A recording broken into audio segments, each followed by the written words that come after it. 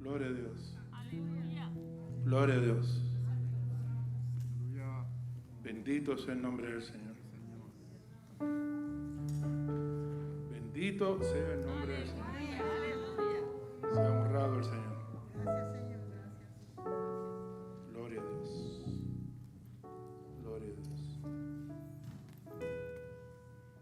Gloria a Dios.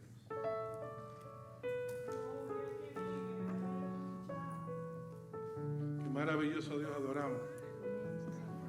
Y saben una cosa, el deseo de Él es que toda rodilla se doble delante de Él. Aleluya. Saben que hay mucha gente que no puede adorar como tú y yo adoramos. Saben que las naciones necesitan conocer a este. Aleluya. Sabes que hay gente que nos rodea que no conocen la gloria de este Dios tan maravilloso cuando Él quiere darse a conocer. Y esto es algo importante que la iglesia no puede olvidar. Hay un mundo que necesita a Dios. Aleluya. Por eso en Mateo capítulo 4, el verso 16, que es un verso que yo le he mencionado muchas veces. Creo que en Navidades usamos parte de esta porción en una ocasión. Pero yo quisiera retomarlo en este tiempo, que es Mateo 4, 16. Aleluya. Donde dice la palabra de Dios, en el nombre de Jesús: el pueblo asentado en tinieblas vio gran luz, y a los asentados en región de sombra de muerte, luz les resplandeció. Padre, ¿qué podemos decir? Qué cosa más maravillosa haberte conocido. Experimentar tu presencia y tu poder sobre nuestra vida. Un poder que transformó todo nuestro ser. Pero no solamente experimentamos tu poder, sino también tu amor sobre nosotros, tu gracia y tu perdón sobre nuestros pecados. Nadie nos ha amado como tú nos amas. Señor, y nadie ha hecho por nosotros lo que tú has hecho por nosotros. Tú eres digno de ser adorado. Y tu deseo, Señor, es que las naciones te conozcan. Tu deseo es salvar, bendecir, transformar, iluminar las mentes y los corazones que están en tinieblas. Qué bueno es adorarte, Señor.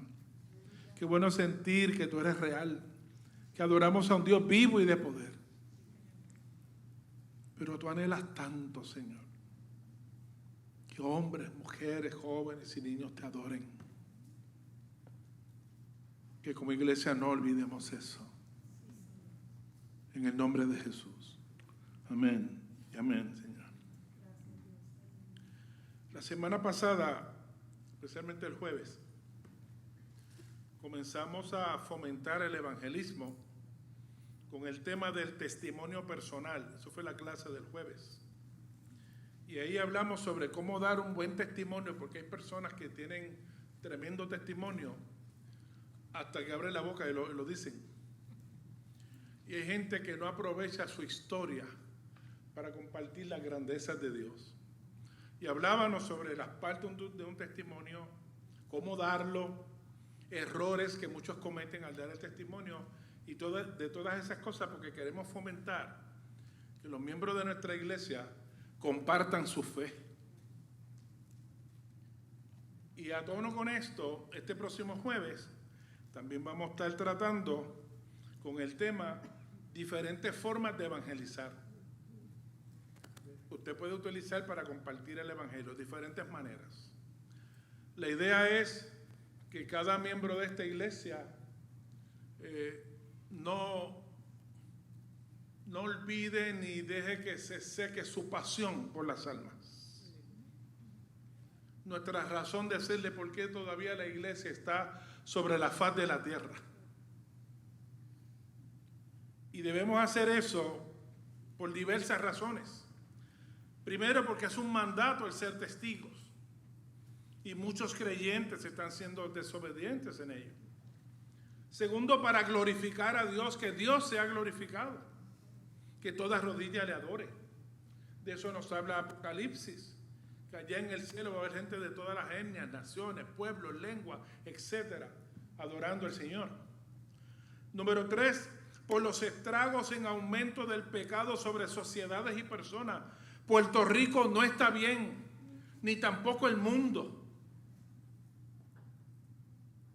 Y cuarto, crecimiento. Si queremos crecer, hay que evangelizar. Así que tenemos buenas razones para hacerlo. Ahora, el evangelio es la mejor propuesta. Pero entonces la pregunta es, ¿por qué el evangelio como una propuesta? ¿No habrá algo mejor que el evangelio y más efectivo que podamos hacer en vez de estar evangelizando o hablando de Dios? Lo hacemos porque esa fue la propuesta de Dios para este mundo, el evangelio. ¿Qué movió a Dios a proponer el evangelio como la única y mejor alternativa para la humanidad? Porque el evangelio es la mejor y única alternativa de esperanza para esta humanidad, el evangelio. Ahora, ¿qué movió a Dios a proponer el evangelio? Primero, la condición pecaminosa de la humanidad. Dios vio cómo estaba la humanidad y la ve perdida, sin esperanza. Número 2, Dios ve la imposibilidad de esa humanidad de hacer algo por ella misma. La humanidad no puede salvarse a sí misma, no puede transformarse a sí misma. Tampoco leyes ni ninguna otra cosa transforma el corazón humano. Otra razón por la que movió a Dios a proponer el evangelio como la alternativa fue su amor y su gracia. ¿Qué es lo mejor que Él podía dar? Y cuarto, porque el evangelio es poder de Dios para salvación y transformación. No hay nada sobre la tierra más grande y más poderoso que el evangelio. Pero estoy hablando de el verdadero evangelio. Y usted quizás pregunta, pastor, ¿por qué usted habla del verdadero evangelio? ¿No es lo mismo? No. ¿Recuerdan a Gálatas? Cuando Pablo le habla a los Gálatas, dicen, ¿pero qué les pasó? Ustedes estaban corriendo bien. ¿Quién les estorbó para seguir un evangelio diferente al que yo les prediqué? Y no es que exista otro evangelio, solamente hay un evangelio. Así que Pablo le estaba diciendo a los Gálatas y nos está diciendo a nosotros, ¿cómo es posible nosotros distorsionar el evangelio y hablar de un evangelio que no es evangelio? Y cuando nosotros distorsionamos el evangelio, no vemos el efecto del evangelio, ni el poder de Dios manifestándose. Pero pensamos que estamos dentro del evangelio y que lo que estamos haciendo es el evangelio. Y no es real. Aquí en este verso que acabamos de leer, ¿cómo describe la palabra de Dios la condición de la humanidad? El pueblo asentado en tinieblas, asentado en región de sombra de muerte. Y esa palabra asentado es una palabra muy importante en el texto, porque significa que ellos habitaban en esa condición, permanecían ahí, se quedaban ahí, se acostumbraron a ese estilo. De tal manera que llega un momento que, como dice la Escritura, podemos llamar a lo malo bueno y a lo bueno malo, y justificar nuestra vida sin ningún problema. Por eso vemos y escuchamos cosas hoy día que nos sorprenden, pero como la gente aprueba una cosa como esa. Porque cuando tú te acostumbras, que tú no ves lo malo como malo. Y eso es tan peligroso, el acostumbrarse. Y el pueblo es cuando se dice que la tierra se asentó, que fue que se fue acomodando tierra hasta que se puso sólida ahí. Llegó a donde tenía que llegar.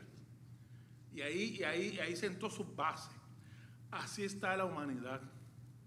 asentada en tinieblas. Y cuando habla de tinieblas, en el verso, en el original, tiene unas implicaciones de la esfera del mal.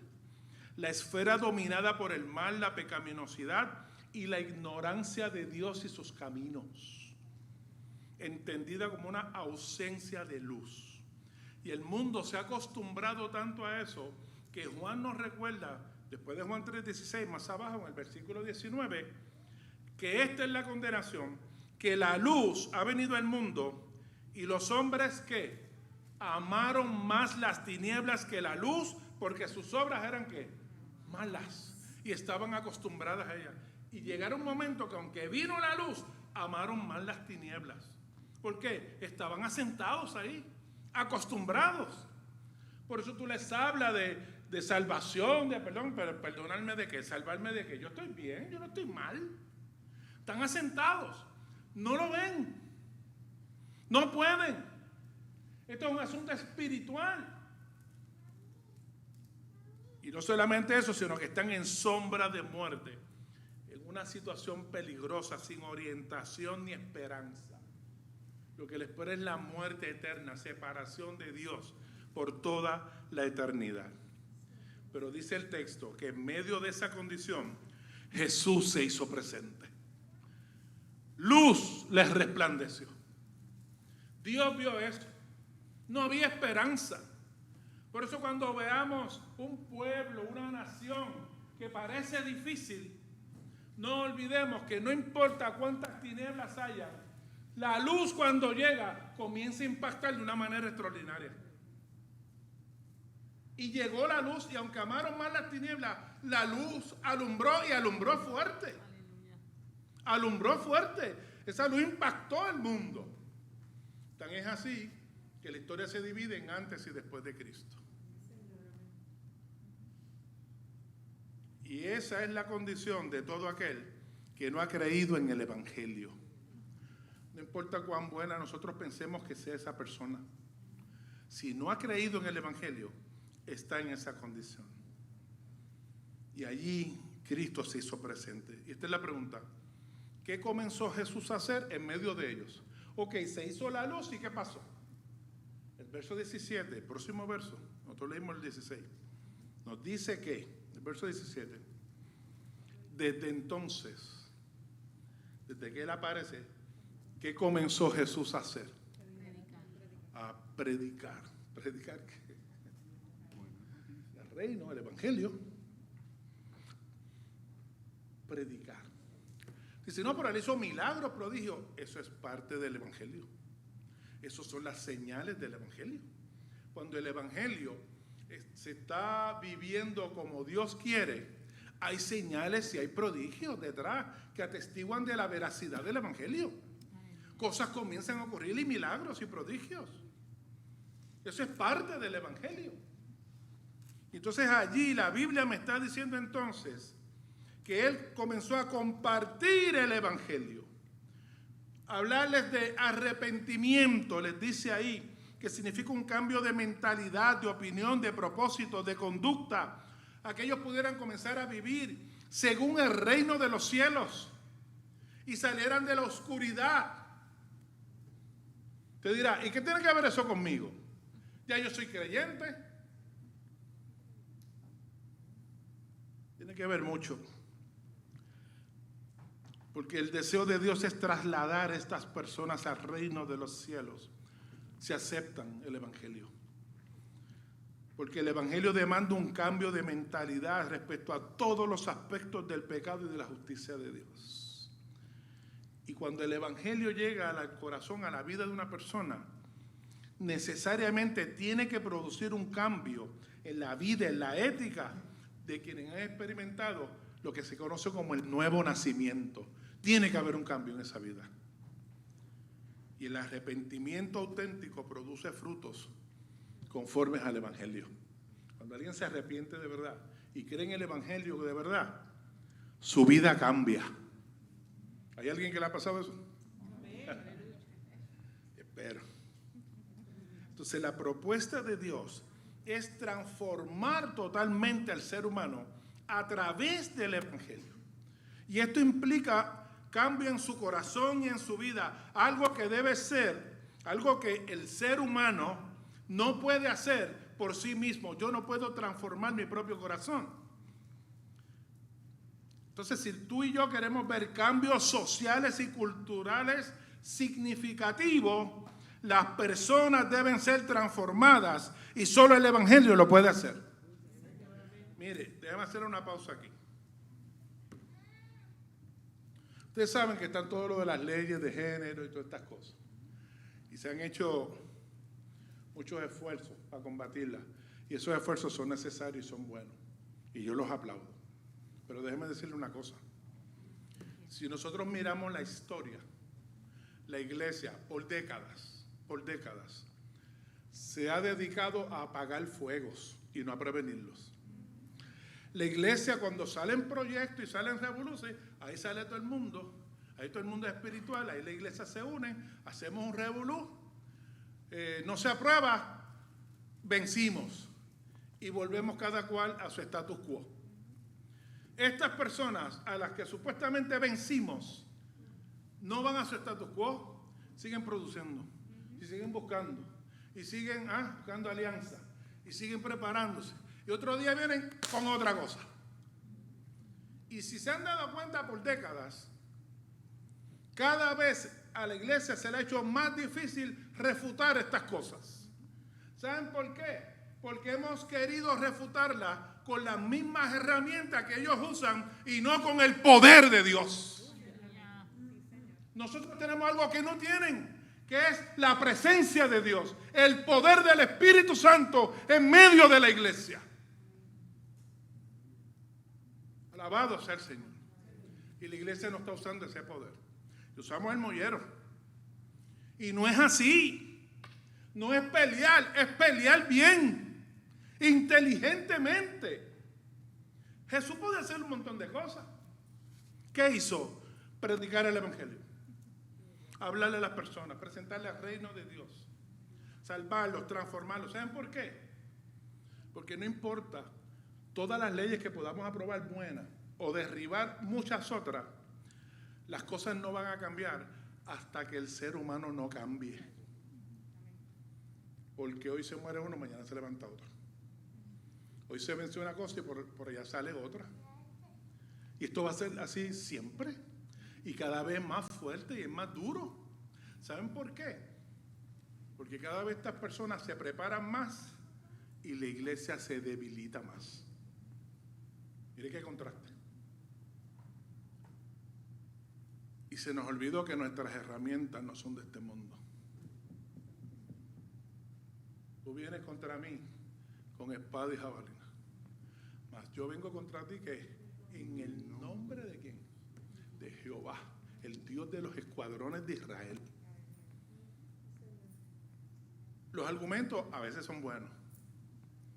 Pero mira, mi hermano, lo más que puede convencer a una persona no son los argumentos, es la vida tuya. Porque tú puedes decir muchas cosas y si la vida tuya no da testimonio, eso cae en un vacío. Y el testimonio de la iglesia ha sido afectado grandemente. Se ha diluido la iglesia. Yo no estoy diciendo nada que ustedes no sepan. La cosa es que sin darnos cuenta, ¿sabes lo que nos está pasando en la iglesia? También nos estamos asentando. Y no nos damos cuenta.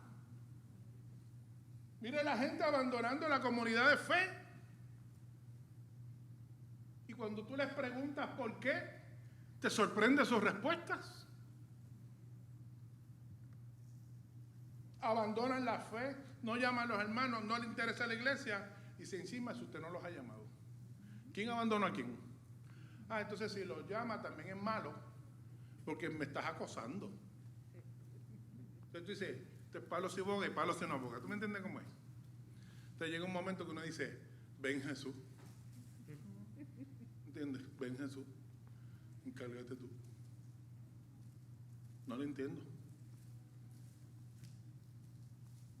Ahora, ¿por qué? Hágase esta pregunta. ¿Por qué Puerto Rico, que tiene entre 3 y 4 millones de habitantes, casi 4 millones de habitantes, donde se dice que hay un poco más de 1 millón de creyentes, está como está. ¿Quién me contesta eso? ¿Cómo es posible que un país de apenas 4 millones, donde supuestamente un poco más de 1 millón son creyentes, y cómo está nuestro país? Donde existen iglesias por todas partes. Cuando vaya a su casa, empiece a contar. Ministerios radiales y televisivos cristianos. Presencia abrumadora en las redes sociales. ¿Cuál es la pregunta? ¿Acaso ha fallado la propuesta de Dios? ¿Es que el evangelio no funciona? Porque hay más de 1 millón de creyentes con el evangelio, poder de Dios, y Puerto Rico está hundido en el pecado. ¿Qué significa eso? Que el evangelio no funciona, que la propuesta de Dios no funciona, ¿o hay algo más? Jesús advirtió algo a sus seguidores en Mateo capítulo 5, 13 y 16. Vosotros sois la sal de la tierra, pero si la sal pierde su sabor, ¿con qué será salada? No vale más para nada, sino para ser echada afuera y pisoteada por los hombres. ¿Qué hace la sal? Preserva que se corrompan las cosas. Y la iglesia está mire, si no fuera con la obra de un sector de la iglesia que está haciendo una obra extraordinaria, esto estuviera peor. Esto estuviera peor. Pero sigue diciendo, ustedes son la luz del mundo. Una ciudad asentada sobre un monte no puede ser escondida. Tampoco se enciende una lámpara para ponerla debajo de un cajón. La luz no es para esconderse, la luz es para ponerse en un lugar visible y ¿qué? Y alumbre. No es para esconderse.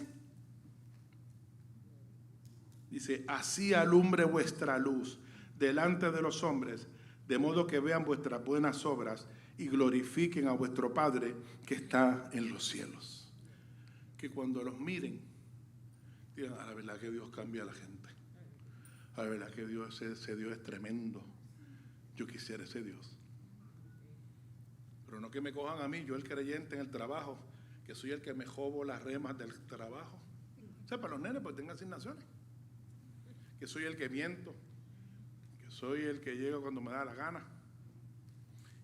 Y dar testimonio no es solamente usted hacer su trabajo y llegar temprano, es cómo usted reacciona en los conflictos en su trabajo, cómo usted reacciona con las personas, qué usted dice, qué usted propone, qué usted habla, quién es usted allí. Y el evangelio tiene que ver con todo, y no solo allí, en tu casa. Tú como creyente golpeas a tu mujer y la maltratas.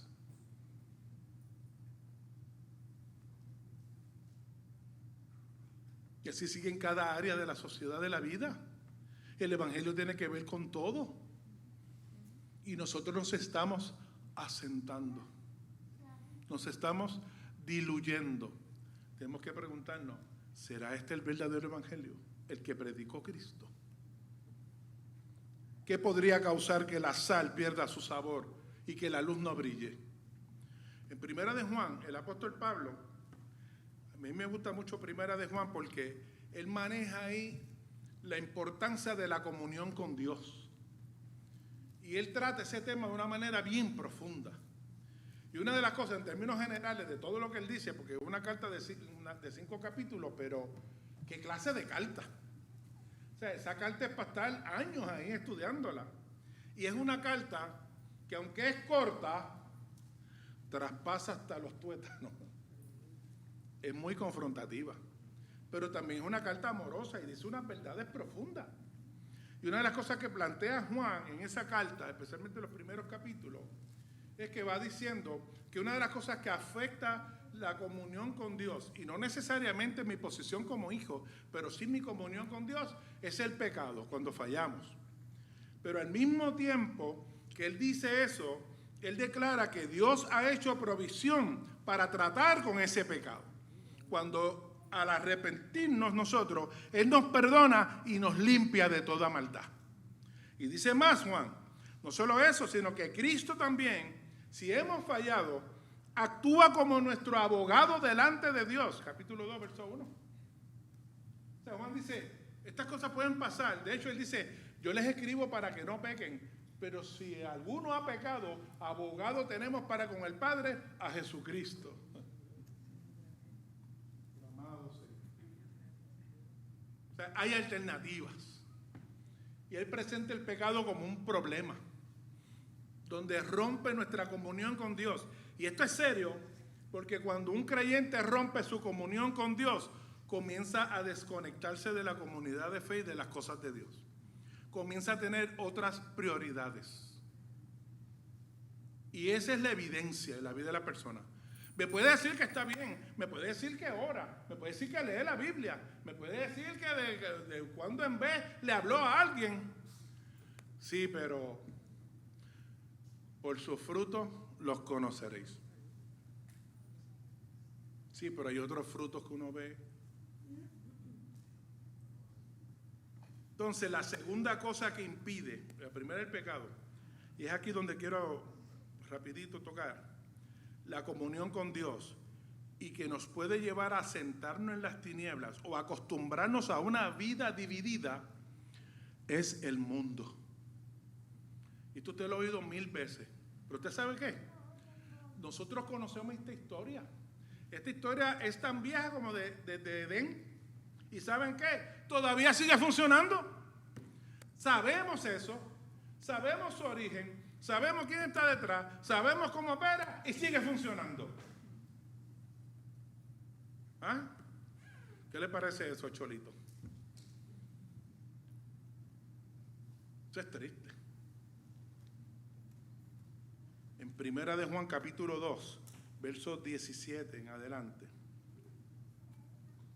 El mismo Juan del 15, al 17 dice: no améis al mundo ni las cosas que están en el mundo. Esto es Juan inspirado por el Espíritu de Dios. Si alguno ama al mundo, el amor del Padre no está en él. Y déjeme pararme un momento.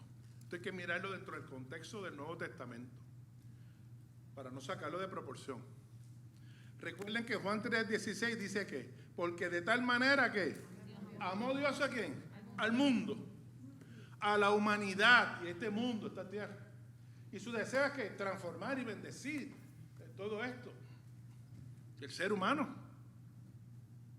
Y una de las cosas que también dice Juan más adelante, cuando nos permite entrar en ese momento íntimo de Jesús con Dios, allá en Juan 17, que Jesús tenga un momento de intimidad con Abba, con el Padre, y se nos permite como que estar ahí en primera fila observando lo que significa un momento de oración de intimidad. Eso es Juan 17. Y entre las muchas cosas que habla Jesús dice: Padre, yo no te pido que los quites del mundo, sino que los libres del mal. O sea, tienes que estar ahí. Pero también dice: pero ellos no son del mundo, como tú y yo tampoco somos del mundo. Nos recuerda nuestra identidad. O sea, estamos aquí, pero no somos parte. Nosotros no nos asentamos con Él. Somos algo que Dios ha puesto y ha dejado ahí para afectar ese mundo, y no que el mundo nos afecte a nosotros. Y al revés, es para hacer sal y luz. Es importante entenderlo. Entonces aquí está diciendo, no es que ames a las personas, no las ames, sino como el mundo que opera. Y sigue diciendo, porque todo lo que hay en el mundo, los deseos de la carne, los deseos de los ojos y la soberbia de la vida, no proviene del Padre, sino del mundo. Y el mundo pasa y sus deseos, pero el que hace la voluntad de Dios permanece para siempre. Oiga bien, Juan nos advierte a la iglesia que lo que hay en el mundo, que lo que el mundo nos ofrece, no proviene de Dios. Y eso es importante, porque mira que el mundo nos trae cosas buenas, muchas de ellas no son malas, pero no están dentro del plan de Dios para ti. Todo lo que el mundo ofrece, Juan dice, no proviene del Padre, no lo compres. Ten cuidado, te puedes asentar. No olvides que aunque estés aquí, no perteneces. Tú estás ahí para ser sal y luz, para afectar eso, no para que eso te afecte a ti.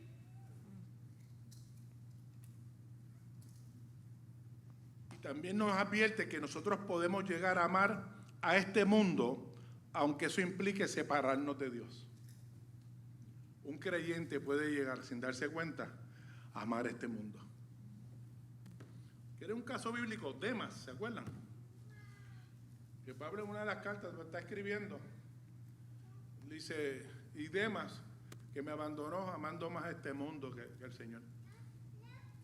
Que era un colaborador de Pablo fuerte, sólido, y me abandonó amando más a este mundo que el Señor. Se puede. El mundo tiene su astucia y poco a poco nos puede ir enredando y nos puede ir, ¿verdad?, enamorando, que cuando tú vienes a abrir los ojos ya tú estás asentado. Entonces comienzas, no te das cuenta porque tú sigues pensando que estás bien. Ese es el problema, que sigues pensando que estás bien porque no te das cuenta. No tienes sensibilidad espiritual, no puedes discernir las cosas espirituales porque no estás en el espíritu. Así que hay cosas que vas a probar que no deberías. Entonces, ¿cómo estas cosas logran separarnos de Dios? Pues a través de un plan intencional que alimenta los deseos de la carne, los deseos de los ojos y la soberbia de la vida. ¿Por qué estas tres cosas? Porque a través de estas tres cosas, el mundo trata de satisfacer nuestras necesidades básicas sin contar con Dios, que es el único que realmente las puede satisfacer completamente. Busca satisfacer unas necesidades básicas de nosotros que solo Dios lo puede hacer. Pero nosotros, la chulería del mundo es mejor. Y por eso tú ves a nuestras doncellas enamoradas de los coreanos. Eso no me lo lleve los canales de sangre. Y queremos los muchachitos, y queremos ser como fulana. Hace poco estaban hablando unos especialistas del peligro, como TikTok y otras cosas, no sé por qué. El asunto de la sensualidad y el asunto de sacarle chavo al cuerpo, eso se está yendo de control, que hasta las doñas están metidas ahí también, del mundo. Hay un hedonismo peligroso y esta cultura al físico, cultura. Era un asunto de no verse bien, que si buena salud, no. Detrás de eso hay otra agenda. Muchos se escudan de ahí. Es bueno hacer ejercicio, tomar ejercicio, todo eso está perfecto. Pero hay gente que te dice eso y detrás hay otra agenda. Hay un culto al hedonismo. Eso se está colando en la iglesia también.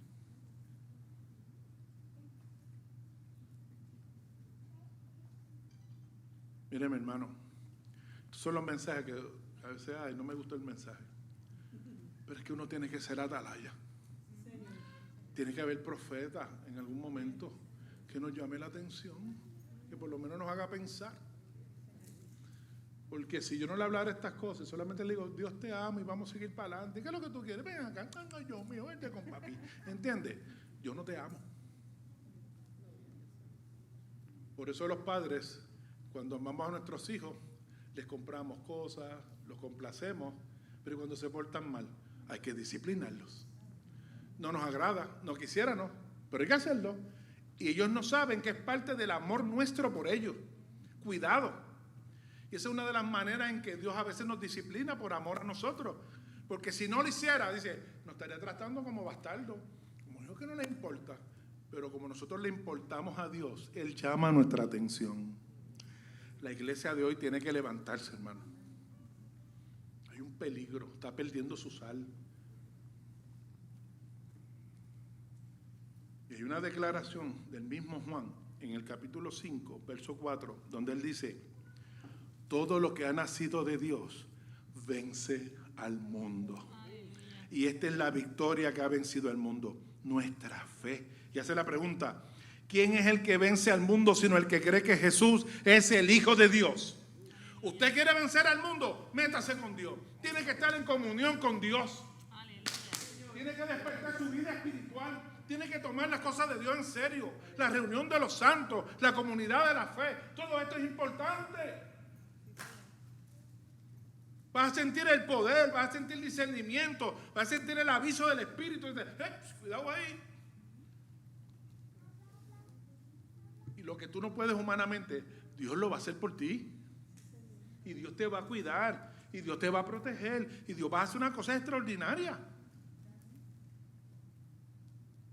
Pero también nos recuerda en el verso 19 del mismo capítulo 5 de 1 Juan. Sabemos que somos de Dios. En otras palabras, esto es una convicción. No olvides tu identidad. Nosotros le pertenecemos a Dios. Nosotros somos del reino de los cielos. Ese es nuestro reino. Estas son nuestras leyes. Esto es lo que nosotros obedecemos y seguimos. Pero advierte y dice, y nos revela por el Espíritu. Pero el mundo entero está ¿qué? Bajo el maligno.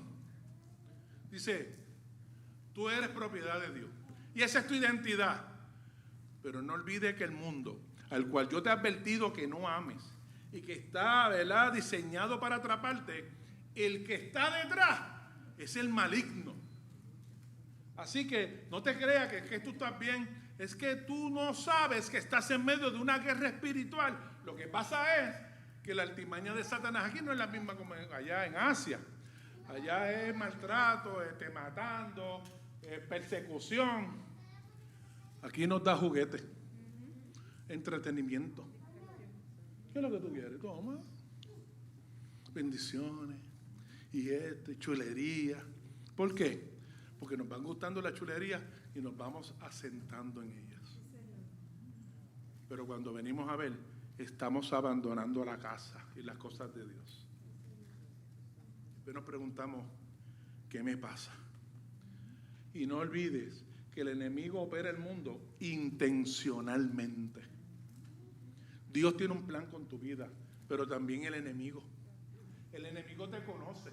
El enemigo conoce tus debilidades. ¿Tú sabías eso?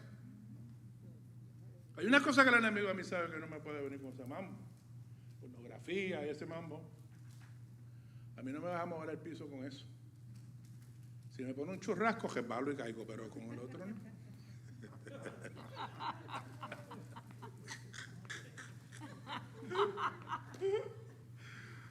Ay, ay, ay. Hay cosas que a mí no me mueven el piso y el enemigo lo sabe. Pero hay otras que sí. Cuando toca a la familia, ¿verdad? Ahí se le mueve el piso a uno. O gente que uno ama o cosas así.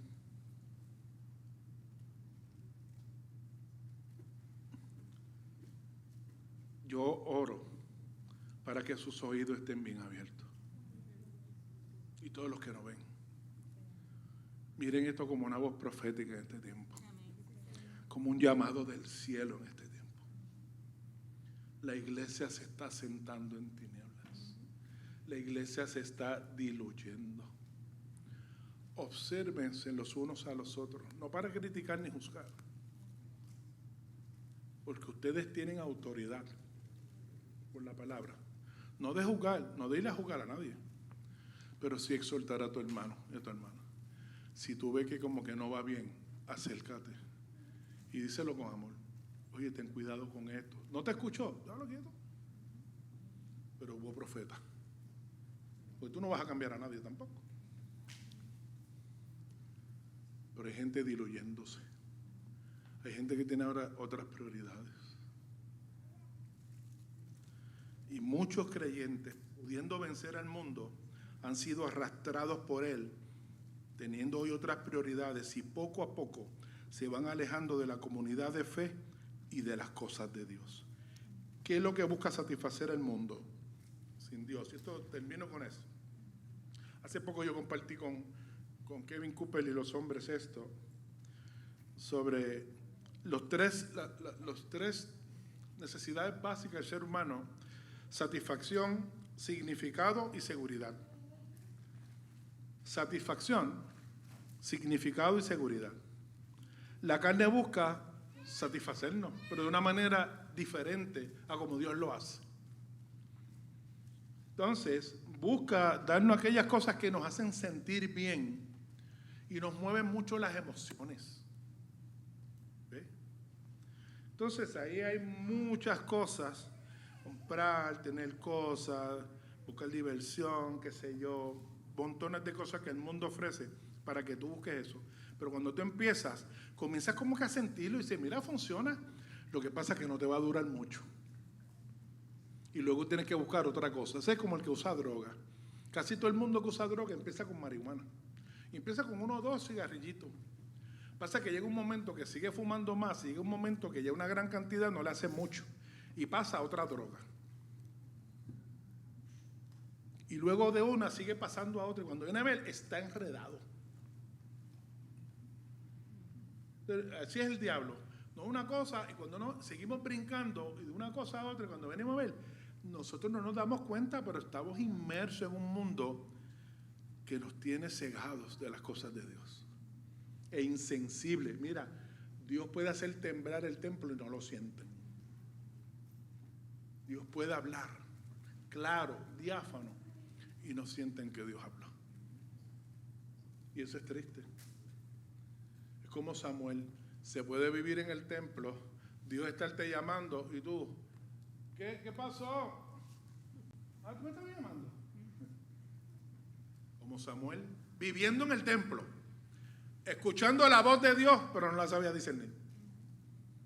Y tuvo que ir donde el sacerdote y él decirle, afina el oído, a lo mejor es Dios el que te está llamando, papá.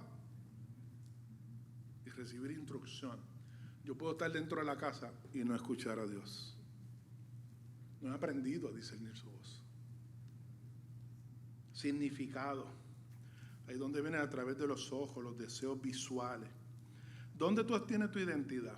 ¿Qué es lo que determina tu valor? ¿Tú eres de lo que te pasa buscando like? Porque eso te hace sentir lo que tú haces o lo que haces. Eso nos ha comido a todos. Y si yo pongo algo que es bien peposo, ¿verdad? Y no me dan un like, me frustro. Y hasta me molesto. ¿Cómo que no me dieron ni un like? Mira qué ignorancia. Ríase, pero mire para adentro. ¿Usted me entiende? Seguridad. ¿Dónde pones tu confianza? ¿Qué es lo que te hace sentir salvo y seguro? Dinero, posesiones, o quién eres, el trabajo, todo ese tipo de cosas que hoy lo puedes tener y mañana no existir. Y si mañana no lo tienes, ¿qué te va a dar seguridad? ¿En qué la vas a poner? Todas estas cosas solo Dios las puede satisfacer totalmente. Pero el mundo está llevándonos a nosotros a que sea el mundo que la satisfaga temporalmente y nos está diluyendo. Y nos estamos asentados. Iglesia, abre los ojos. Recibe el llamado del Espíritu. Levántate en el nombre de Jesús. Comienza a analizar. Espérate un momento. ¿Dónde yo estoy parado? ¿Cuáles son mis prioridades? ¿Cómo han cambiado? ¿Quién yo era? ¿Quién yo soy ahora? ¿Qué ha pasado conmigo? ¿Ve? ¿Dónde están los planes de Dios conmigo? Todo ese tipo de cosas. Yo tengo que hacerme preguntas para empezar a identificar. Digo, espérate, ¿qué pasó aquí? ¿Ve? Por eso la iglesia de hoy necesita despertar. Necesitamos retomar la comunión con Dios que tanto cela Juan, ahí en Primera de Juan. Necesitamos tomar decisiones que nos devuelvan a la ruta correcta. Mire, las racionalizaciones y las excusas van a venir de manera natural. Siempre va a venir un porqué para permanecer donde estamos. Pero Dios quiere que seas sal y luz en un mundo en tinieblas. Comienza a compartir tu fe intencionalmente. Dale prioridad a Dios y sus cosas en tu vida. Tú necesitas el Evangelio, el verdadero Evangelio. Puerto Rico necesita el Evangelio. El mundo necesita el Evangelio. ¿Qué tú vas a decidir hoy? ¿Qué tú vas a hacer? Y te invito a que inclines tu rostro ahí donde estás. Y piensa seriamente en esto. Esto es bien serio, hermano. ¿Saben por qué? Porque estamos en los últimos tiempos. Pronto los cielos se van a abrir, hermano. Y la lámpara de mucha gente no tiene aceite. La lámpara de muchos se está quedando sin aceite. Y no es por falta de exhortación ni de consejo. Cuidado que no nos sorprenda el día como ladrón y venga el ay. Dios llama a tiempo. ¿Sabes por qué? Porque nos ama. Y Dios está pidiendo que tomemos decisiones hoy. Tú tienes que volver a la senda antigua. Tú tienes que volver a retomar las cosas de Dios. Tú tienes que poner a Dios otra vez primero en tu agenda. Mira tu agenda. Mira tus prioridades. Mira en lo que estás poniendo tu seguridad y tu esperanza. Por favor, en el nombre de Jesús, reacciona. Este es el tiempo. Dios está llamando en este tiempo. La gente se está muriendo alrededor de nosotros, se están perdiendo. Las almas se están perdiendo y nosotros ni siquiera nos damos cuenta, ni las vemos como almas perdiéndose.